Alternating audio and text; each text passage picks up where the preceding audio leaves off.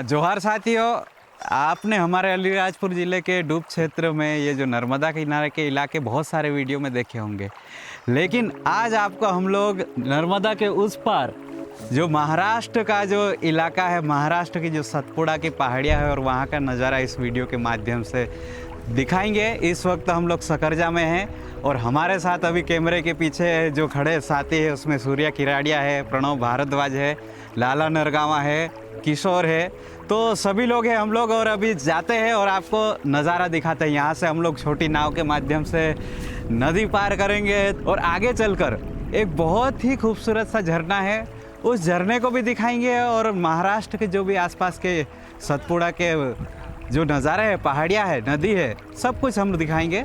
आप लोग हमारे साथ बने रहिए।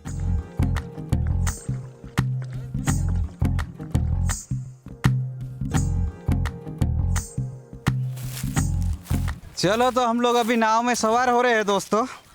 देख सकते हैं ये हमारी छोटी सी नाव है और ये देखो आप, जो 150 सीसी के लगभग की जो इंजन आता है पल्सर का या फिर कोई भी बड़ी बाइक का, उसी का प्रतिरूप है जिसको ये लोग मॉडिफाई करके यहाँ पर इस छोटी नाव के अंदर लगा रखा है और नाव को चलाने में इस्तेमाल होता है। तो एक बढ़िया सा यूनिक सा जुगाड़ है जो हमारे इस क्षेत्र में सब दूर चलता है। लगभग इंजन की कीमत ही लगभग 60-70 हज़ार रुपये होती है इसकी।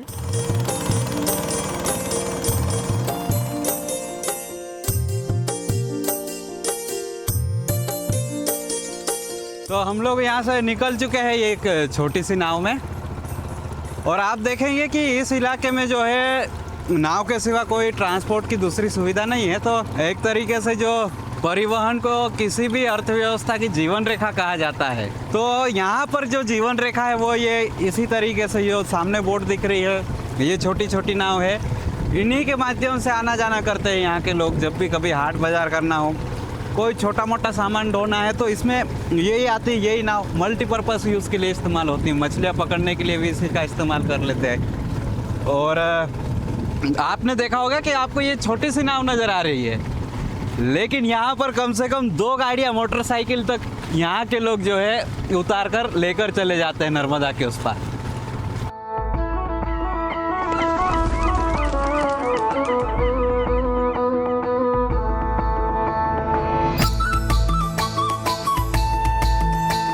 अभी हम लोग महाराष्ट्र के इलाके में पहुँच चुके हैं। ये जो बोट गुजर रही है महाराष्ट्र का इलाका है और यहाँ पर ये जो आप देखेंगे सामने वरवाली का गांव है। इससे थोड़ा आगे जाएंगे तो भमाणा मिलेगा आपको और इधर की साइड जो है वो सांवरिया दिगर करके ऊपर पहाड़ियों पे गांव देखने को मिलेगा।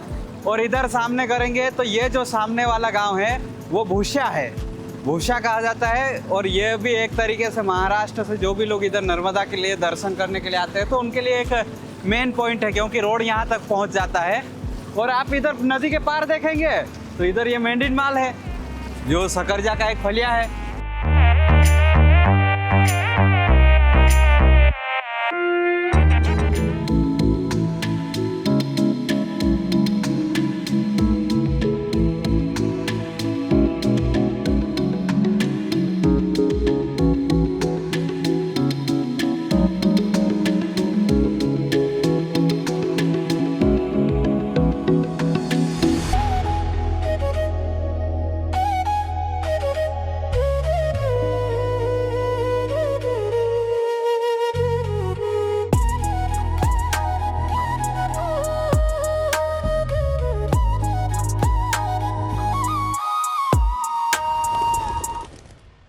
जैसा कि आप देख रहे होंगे कि ये जो आप चारों तरफ देखोगे, इधर भी पहाड़ है, इधर भी पहाड़ है, बीच में से ये पानी वाला जो रास्ता है जिसमें हम लोग बोट के माध्यम से जा रहे हैं। एक्चुअल में ये एक नदी है जिसका उद्गम स्थल जो है धड़गांव के आसपास है और वहाँ से बहकर ये नर्मदा तक आती है।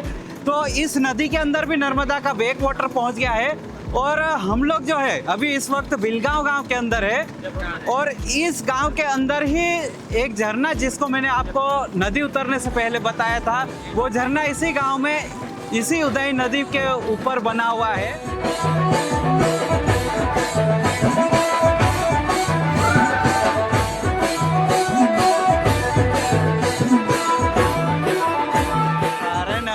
हरे हरे जिवड़ा रुले मले यहाँ काहने गावे चाल्यायन ओ काहने गाव चाली रोया आदिवासी जुवान्या याते वाटन घाटे चाल्यायन। तो दोस्तों हम वाटरफॉल के करीब पहुंचने में हैं। आप देख रहे होंगे कि कितनी खूबसूरत जगह है यहाँ पर। ये आप बहुत ही मज़ेदार। अभी हम लोग झरना दिखाएंगे आपको, तो उस झरने को देखकर आप लोग भी हैरान हो जाएंगे। कौन सा झरना? बारधारिया जलप्रपात। बड़ा ही शानदार नाम भी है और जैसा नाम वैसा ही उसका स्वरूप।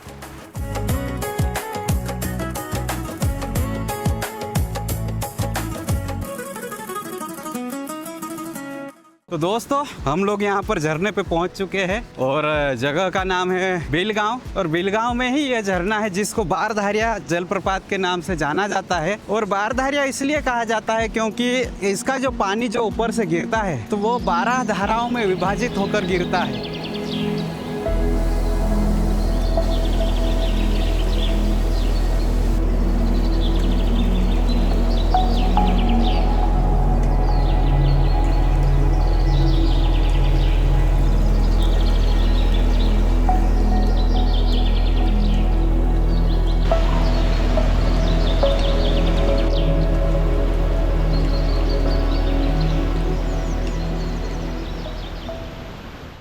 अभी जो है हम लोग रास्ते भर आनंद लेते लेते हम लोग इस जगह के ऊपर पहुंच चुके हैं और इस जगह का नाम है बारधारिया जलप्रपात। ये जो झरना है महाराष्ट्र के अंदर है। महाराष्ट्र में नंदुरबार जिला है।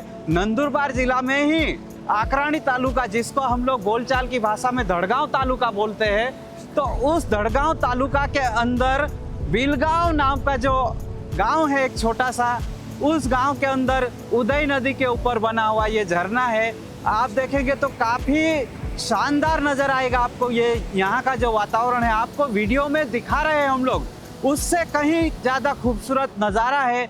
उसकी खूबसूरती को हम लोग शब्दों में बयान नहीं कर पा रहे हैं। यहाँ की जो अनुभूति है आप खुद यहाँ पर पहुँचेंगे तब महसूस कर पाएंगे। देख रहे होंगे आप लोग कि ऊपर से पानी कितना खूबसूरत गिर रहा है। साफ एकदम निर्मल स्वच्छ जल है, एकदम ठंडा और तरोताज़ा है। और आप महसूस करेंगे कि यहाँ पर जो है ठंडी ठंडी हवाओं की बौछारें चल रही है। उन बौछारों में पानी की बूंदें हमारे शरीर को टच कर रही है, जिसके कारण दिन भर की थकान है वो दूर हो चुकी है। और आप देखेंगे कि पूरा ही पूरा वातावरण जो है एकदम आनंदमय है।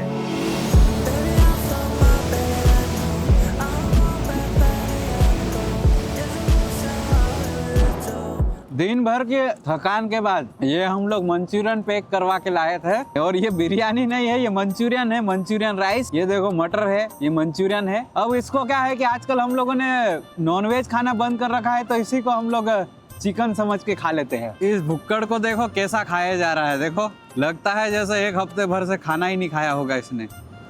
तो आप लोगों को यहाँ का नज़ारा कैसा लगा आप बताइएगा, और हमें अपने कमेंट के माध्यम से प्रोत्साहित करें, वीडियो को शेयर करके प्रोत्साहित करें, ताकि हम लोग जो है इसी तरीके से विंध्याचल और सतपुड़ा के अंदरूनी इलाके में जाकर वीडियो हम बना सके। धन्यवाद।